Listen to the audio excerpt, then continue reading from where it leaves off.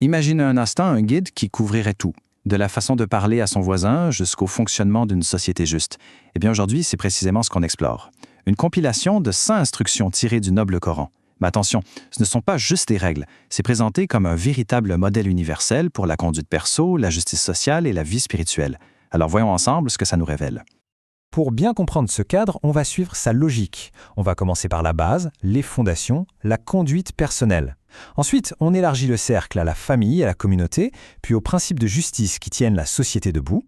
Après ça, on s'attaquera aux idées plus vastes de foi et de savoir, et on terminera par une réflexion finale sur la responsabilité. C'est parti. Alors par où est-ce que ça commence tout ça ? Pas par de grandes lois compliquées, mais par l'individu. Le tout premier point d'attention, c'est le caractère de chacun, sa parole, sa maîtrise de soi, en gros, les fondations sur lesquelles tout le reste va se construire. Et la toute première série d'instructions, elle porte sur un truc qu'on fait tous les jours, parler.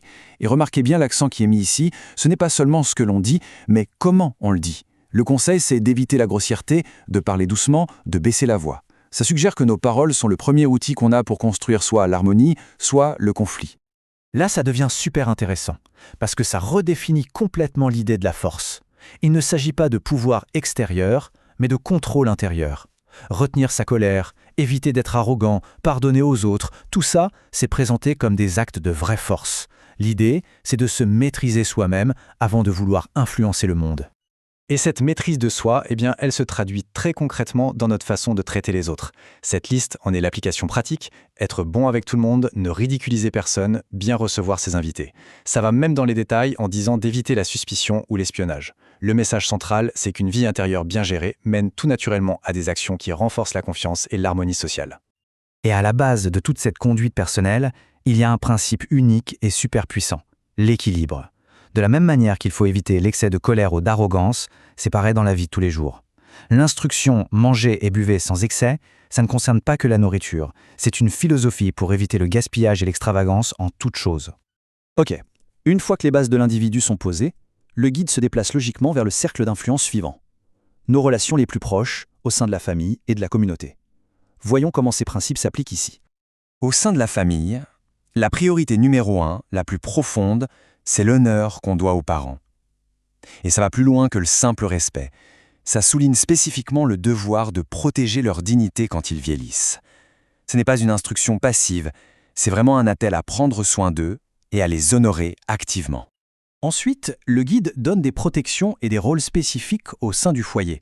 Par exemple, il interdit très fermement de faire du mal à ses enfants par peur de la pauvreté, en considérant la vie comme sacrée.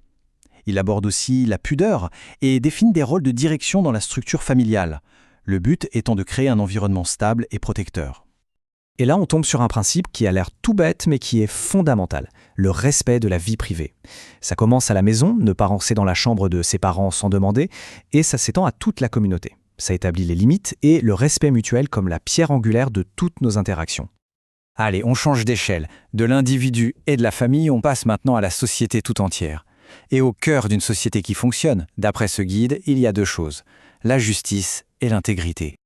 Et ce qui est génial avec ce qu'on voit ici, c'est que c'est hyper concret. Ce ne sont pas des idéaux abstraits. On a des directives claires sur le fait de mettre les dettes par écrit, d'accorder des délais de grâce et d'interdire l'usure, le riba, c'est-à-dire les intérêts abusifs. Ça précise même les droits de succession pour les femmes et ça protège les biens des orphelins.